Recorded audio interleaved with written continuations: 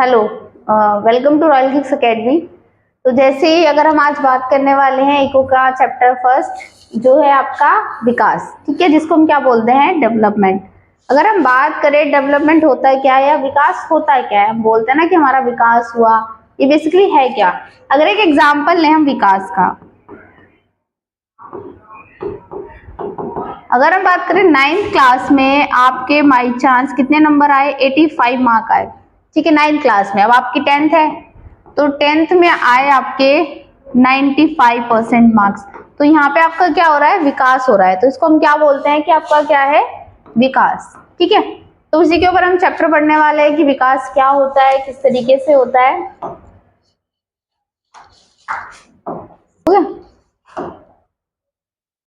ठीक है। तो जैसे फर्स्ट ऑफ ऑल हमारा जो फर्स्ट डेफिनेशन है वो है आपकी विकास, ठीक। तो हम बात करें विकास होता क्या है। विकास सभी के लिए एक जैसा नहीं होता, अलग अलग लोगों के लिए जो विकास है वो अलग अलग होगा। अगर हम किसी एग्जाम्पल से समझे, फॉर एग्जाम्पल एक गांव में रहने वाला व्यक्ति है, ठीक है, जहाँ पे क्या है, कच्ची सड़कें हैं। तो गांव में रहने वाले व्यक्ति के लिए अगर वो जो कच्ची सड़कें हैं जिससे वो डेली आता जाता है, ठीक है, अपनी वो किसान है बेसिकली, और वो आने जाने के लिए क्या करता है, उस सड़क का इस्तेमाल कर रहा है कि बीज लाने हैं, अपनी फसल बाजार तक पहुंचानी है, और भी बहुत सी चीजें होती हैं। तो अगर वो कच्ची सड़क पक्की सड़क में बदल जाए तो वो उसके लिए विकास है। वहीं अगर हम बात करें किसी बिजनेसमैन के लिए या एक शहर में रहने वाले व्यक्ति के लिए जो क्या करता है, day by day up down करता है ऑफिस में, ठीक है, और उसको क्या करना पड़ता है, अपने घर से वो निकला, उसने पहले ई रिक्शा लिया, ई रिक्शा के बाद वो मेट्रो पहुंचा, मेट्रो के बाद उसने 2-3 मेट्रो चेंज की, देन जाके वो अपने ऑफिस पहुंचा। बहुत ज्यादा क्या है, ट्रेवलिंग है उसके लिए, ठीक है, बहुत ज्यादा उसमें प्रॉब्लम्स आएंगी। तो उसके लिए नियरेस्ट में अगर मेट्रो अवेलेबल हो तो उसके लिए क्या होगा, विकास होगा। तो विकास सभी के लिए सेम नहीं हो सकता, अलग अलग हो सकता है, ठीक है। अगर हम डेफिनेशन देखें, लोगों के विकास के लक्ष्य भिन्न भिन्न हो सकते हैं, अलग अलग हो सकते हैं। एक के लिए जो विकास है जरूरी नहीं है कि वो दूसरे के लिए भी हो विकास ना हो, यहाँ तक कि वह दूसरे के लिए विनाशकारी भी हो सकता है। हमारे लिए जो विकास है जरूरी नहीं है वो आपके लिए विकास हो, वो आपके लिए क्या हो सकता है, बहुत ज्यादा विनाशकारी हो सकता है, ठीक है।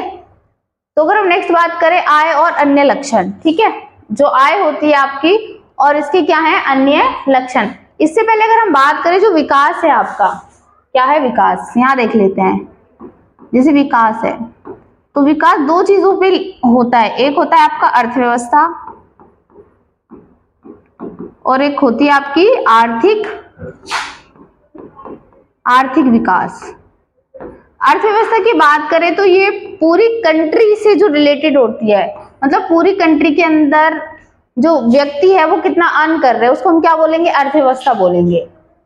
अगर हम आर्थिक विकास की बात करें, अगर हम किसी कंपनी में जॉब कर रहे हैं, बाई चांस हमारी सैलरी अभी 20,000 है, देन आपकी 25 हो गई, तो ये क्या हो रहा है, आपका विकास हो रहा है, ठीक। तो ये कुछ दो चीजें थी। चलते हैं आय और अन्य लक्षण, ये क्या होते हैं। तो ज्यादा आय, बराबरी का व्यापार, स्वतंत्रता, काम की सुरक्षा, सम्मान, आदर, परिवार के लिए सुविधाएं, वातावरण आदि राष्ट्रीय विकास की धारणाएं हैं। मतलब आप पैसा तो कमा रहे हो लेकिन पैसे के साथ साथ आपको ये सारी चीजें भी मिलनी चाहिए। अगर आप किसी कंपनी में जॉब कर रहे हो, सैलरी आपकी मान के चलो 3 लाख रुपए है, लेकिन वहां का जो ऑनर है बिल्कुल आपकी रिस्पेक्ट नहीं करता एक तरीके से, और क्या करता है, आपके ऊपर दादागिरी चला रहा है और भी बहुत सारी चीजें हैं। वहीं एक दूसरी कंपनी है जो आपको कम दे रही है लेकिन आपको रिस्पेक्ट भी मिल रही है, ठीक है, वह सारी चीजें हैं। तो आप पैसा कमाने अगर मार्केट में जा रहे हो तो सिर्फ आप ये नहीं देखोगे कि भाई वो आपको पैसा कितना दे रहा है, आप क्या देखोगे कि भाई आपको आजादी है आने जाने की। अगर आपको एक्स्ट्रा काम भी करना तो वो आपकी इच्छा से हो, ना कि आपके ऊपर वो चीज थोपी जाए, ठीक है। तो ये सारी चीजें होती हैं। और होती है काम की सुरक्षा, आप जहां भी काम कर रहे हो, स्पेशली फीमेल्स के लिए इन्वायरमेंट कैसा होना चाहिए। जैसे हम भी जानते हैं नोएडा के अंदर बहुत सारी फीमेल्स वर्किंग होती हैं, उनके लिए कैब उनको पिक करेगी, देन उनको फिर छोड़ के जाती है, तो उनको फैसिलिटीज दी जाती है, ठीक। तो वहां का जो इन्वायरमेंट है वो कैसा होना चाहिए, उनके लिए एकदम सुरक्षित होना चाहिए। तो हमें ये इसमें बात करनी चाहिए कि आप मार्केट में अगर काम कर रहे हो तो आपके लिए पैसा कमाना ये सब कुछ नहीं है, वहां आपके पास और चीजें भी आपको मिली होनी चाहिए। देन आपका विश्व बैंक की विश्व विकास रिपोर्ट, ठीक है, जो कि इन्होंने कब तैयार करी, 2006, लेकिन ये रिपोर्ट है कब की, 2004 की।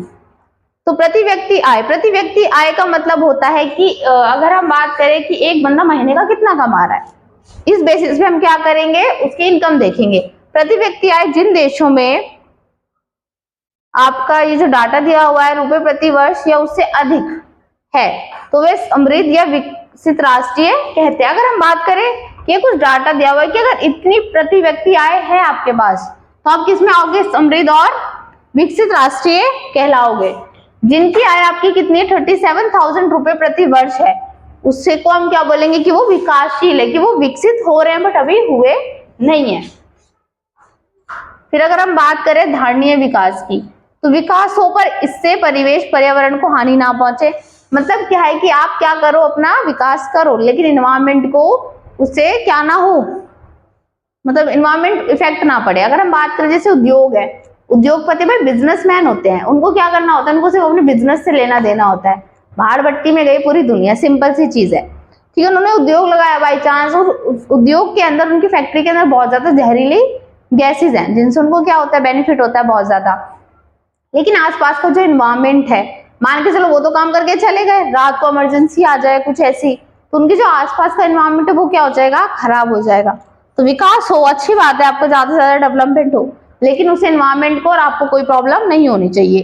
तो धारणीयता क्या होती है, ऐसी निरंतर प्रक्रिया जो भविष्य की नस्ल की उत्पादन को हानि पहुंचाए बिना ही वर्तमान नस्ल की आवश्यकताएं को संतुष्ट करती है। मतलब क्या है, धारणीयता का मतलब है कि आप एट प्रेजेंट में डेवलपमेंट करो, लेकिन आने वाली पीढ़ी को उससे कोई भी दिक्कत नहीं होनी चाहिए, चीजें बैलेंस होनी चाहिए सारी। जैसे आज के टाइम में लोग क्या करते हैं, रिसोर्सेज का यूज इतना कर रहे हैं, अंधाधुंध कर रहे हैं, अपना विकास कर रहे हैं, लेकिन आने वाली पीढ़ी को वो मिलेगा नहीं मिलेगा, से कोई लेना देना नहीं है। तो ऐसा नहीं होना चाहिए। फिर आपकी औसत आय क्या होती है, देश की कुल आय को देश की कुल जनसंख्या से भाग औसत आय निकाल। हम बात करें कि हमारी पूरी ओवरऑल देश की कुल आय कितनी है, फॉर एग्जाम्पल की बात करें, जैसे 10,000 लोग है बाई चांस पूरे वर्ल्ड में, एग्जाम्पल है, ठीक है, और देश की कुल जनसंख्या, ये लोग बाई चांस मान के चलो आपका कितना कमा रहे हैं, मान लो, ठीक है, आपका 20, पूरा ही क्लीन हो गया, कोई नहीं। फॉर एग्जाम्पल हम क्या बात कर रहे थे, देश की कुल आय, ठीक है। तो ये हम कैसे निकालेंगे, अगर आपको औसत आय निकालनी है तो इसका जो फॉर्मूला होता है आपका, तो आप ऊपर लिखोगे कि देश के अंदर कुल कितने जो लोग हैं वो कितना अर्न कर रहे हैं, देश की कुल आय, ठीक है, और देश की जनसंख्या, ठीक है। मतलब कि देश के अंदर टोटल जितने भी लोग हैं वो कितना अर्न कर रहे हैं, ठीक, और कितने लोग हैं, तो इससे हम क्या निकाल सकते हैं, औसत आय निकाल सकते हैं। क्या निकाल सकते हैं, औसत आय की। तो औसत आय हम निकालते कैसे हैं, ठीक है, ये एग्जाम में 1 मार्क का क्वेश्चन आता है आपका। तो अगर हम बात करें औसत आय, तो औसत आय निकालेंगे कैसे, देश की कुल आय डिवाइडेड बाय देश की कुल जनसंख्या, ठीक है। इससे हम क्या निकाल सकते हैं, औसत आय निकाल सकते हैं बहुत ही इजीली, ठीक। अगर हम एक एग्जांपल से समझें, एग्जांपल लें, फॉर एग्जांपल देश की कुल आय कितनी है, 1 लाख, 1 2, ठीक, और देश की कुल जनसंख्या कितनी है, 10,000, ठीक। तो ये 10 आपकी क्या आ गई, औसत आय आ गई, ठीक है। तो यहाँ से हमने क्या क्लियर किया कि आपकी औसत आय क्या होती है।